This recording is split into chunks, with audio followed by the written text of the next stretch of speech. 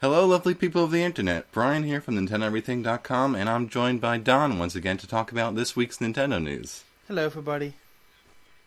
This is going to be an interesting discussion, partly because I'm coming off a week-long sickness, and we also don't have Austin this weekend to edit things for us, so I apologize in advance if this doesn't turn out to be the best quality as usual, but hopefully you guys will understand. Please understand. That was great from Iwata. Yeah. Yep. Good way to start.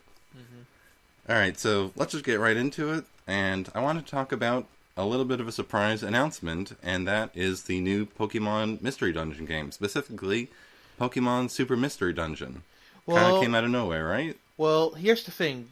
We knew that there was a Pokemon announcement coming in May, so in that fact it was not really that much of a surprise, and it was more surprising that it was a Pokemon Mystery Dungeon game. Yeah, and it was just kind of casually announced.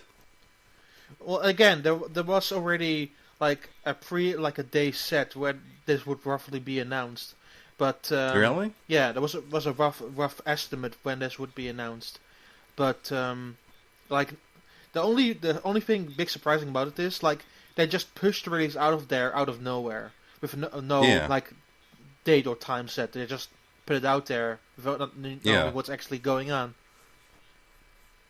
Yeah, that's kind of what I was referring to. Yeah, but there was like a time frame set, but for the rest we didn't know. But yeah, the thing is, I liked the Mystery Dungeon games on DS, but I didn't think the 3DS one was all that great. Mm-hmm. So I'm kind of 50-50 about it. If they can evoke the feeling of those previous games on the DS, I'm all on board. But there are a lot of elements missing in the 3DS one, like you could not really befriend many legendary Pokemon anymore. The storyline wasn't that interesting. There was no personality test, which made the other games fun. So there were some elements that were severely lacking in the 3DS game, which I hope they can fix with the new one. I can't say that I have a ton of experience with this series. I remember playing, I think it was the demo for the latest 3DS game, and it just didn't seem that great to me, so I kind of passed over it. Yeah, it wasn't all that great to begin with. Honestly think that the DS ones are tons and way better. Well, anyway, we don't even know that much about this one so far. The announcement basically just said that fans can look forward to even greater randomly created dungeons that change each time they enter, and you'll battle alongside legendary and mythical Pokemon to save the world in a sweeping... So I will stop you there. That at least tells me that they will put the focus back to meeting legendary Pokemon, which is a good thing, because that made those games cool. Mm-hmm. So, yeah, that was pretty much it in terms of the announcement. We also know that the Pokemon Mystery Dungeon series has sold over 13 million copies worldwide, and the game itself, this new game, is coming fall in Japan, winter 2015 in North America, and early 2016 in Europe. Makes sense, because there's a lot of localization need to be done for this game here, so... Yeah. And I don't think anyone was really expecting it at this point, but I think this pretty much rules out the new mainline games coming this year. I don't think necessarily it rules it out, but it makes it more complicated. But because here's the thing. Honestly, there's a bigger chance that it might happen next year, because Pokemon will hit another milestone anniversary in terms of how long that franchise exists. But I would see like a side story of an existing game, like a third version of X and Y, or maybe a third version of Omega Ruby and Alpha Sapphire. I do see something like that possibly happening in the very near future. But that would be something that needs to be announced at E3, or else it ain't happening.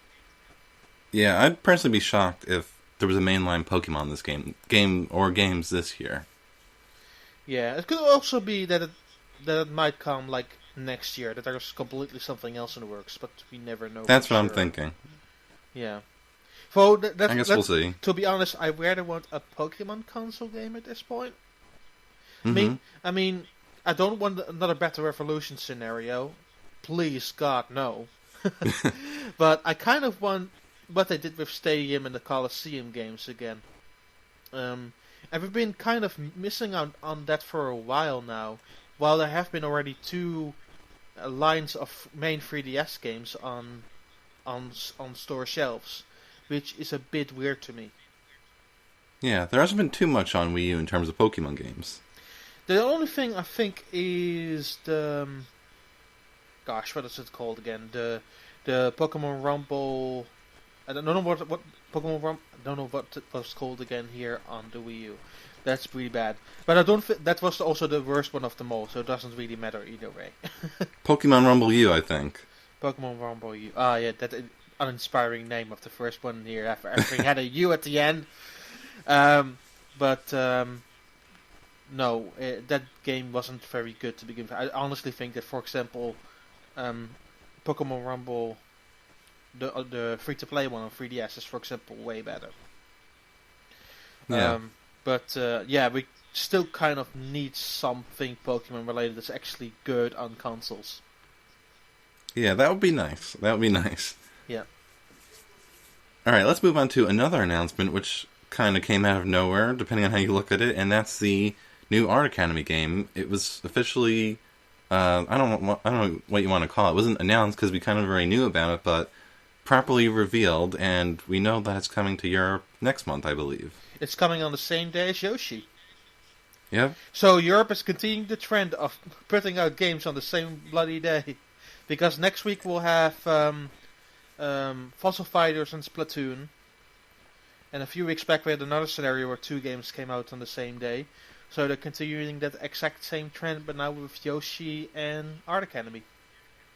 And the funny thing is that North America isn't getting Yoshi until later this year, and this hasn't even been technically announced / officially revealed for North America yet. Yeah, there hasn't been well, here's the thing with I don't see it with Yoshi, but with Art Academy I kind of see it, because Art Academy is way more a popular franchise in Europe than in Japan or North America. Yeah, that doesn't surprise me. Yeah, like the developer is European, who is Headstrong Games. It has some guidance from Nintendo for sure, but it's mostly done by Headstrong Games. And next to that, there are a lot of PR people who really love the Art Academy series in Europe. Like, I knew for a fact that with New Art Academy, the guy from Nintendo Spain was heavily involved because he played it so much and actually did real life lessons with other people. So there's a lot of love for that franchise here in Europe. So I'm not really surprised that we're getting it first. I'm just surprised that America or Japan doesn't have a date yet. Yeah, it's kind of weird, but I know it's going to come eventually. It will come eventually, oh for sure. But what we do know is that the lovely Vince will be back. Yep. And that there will be 30 lessons this time. That's right. Which seems fair enough, honestly. And it will have the full tool set, so not the basic ones that we saw in Sketchpad, but the full tool set that we haven't seen everything yet as of yet, because the entire press release didn't even include any screenshots for the game, which is a bit weird. Yeah. So you can import and export images through an SD card again, which is nice. You can share the works via Miiverse. You can display them in the in-game gallery. So that feature of New Art Academy is back for this game. And finally, this is an interesting part. You can upload time-lapse videos to YouTube. Yeah, that's a neat little feature. I think that's the second Wii U game after Mario Kart 8 to do something like that. Yeah, that's been the second time that I have done that sort of thing, which honestly is a good idea. Yeah. But if you downloaded Art Academy Sketchpad, you will get a discount on the final game digitally. Before there will be a retail disc that you can buy on the same day. Yeah, and it is kind of like a budget release anyway. Yeah, it's €30, so it's a budget release. Yep. Are you kind of excited for this game in any way? I like the previous Art Academy games. I'm not amazing at drawing, but I like the lessons and learning stuff about it. So I'm definitely going to play it again. I've never really given the Art Academy games a shot, but I kind of want to. I remember growing up, I always was terrible at drawing, and I wanted to learn how to draw properly, so maybe this is my chance to do it now. I think it would be nice with such a large screen to actually paint some stuff. Yeah. because you have a bigger real estate than your 3DS touchscreen. Yep. So this new... Sorry. No, you can go ahead. Yeah, the other cool thing about the virtual gallery, if you are a family who has like multiple accounts on your Wii U, not all connected to a Nintendo Network ID, but multiple accounts, like they're all connected to a same like family wall, but you will all have your separate area in that gallery space. Yeah, that's a nice little feature. Yeah, I think this is why I like the Art Academy series, because they're super connected.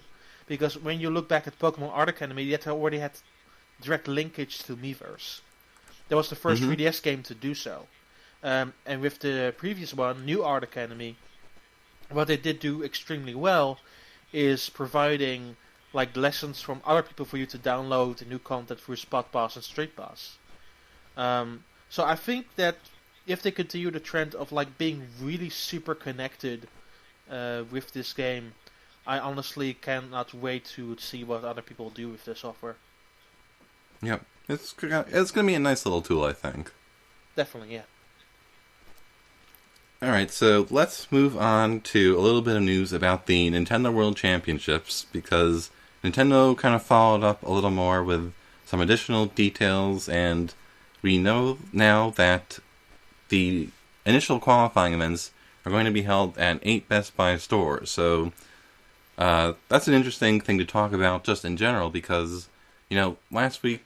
Was it last? No, I talked with Austin about this a little bit on the last Just a Chat, and basically we were talking about how this was, you know, a good idea overall, but, you know, looking back on it and kind of re-examining the situation, some people aren't entirely happy with the fact that, you know, this isn't really the world that Nintendo's taking into account, because it's limited to the US, and now we only know that it's going to be at 8 stores at these Best Buy locations. So, you know, I thought we'd talk on this a little bit. You know, what do you think about the event as a whole? You know, I still think it's a good idea to have, and I like the idea of having it at E3, but, you know, people do bring up the good point that it's not really about the world, and in one way it is a little bit limited. But it's not even about the world or even North America. You need to be a United States resident aged 13 years or up.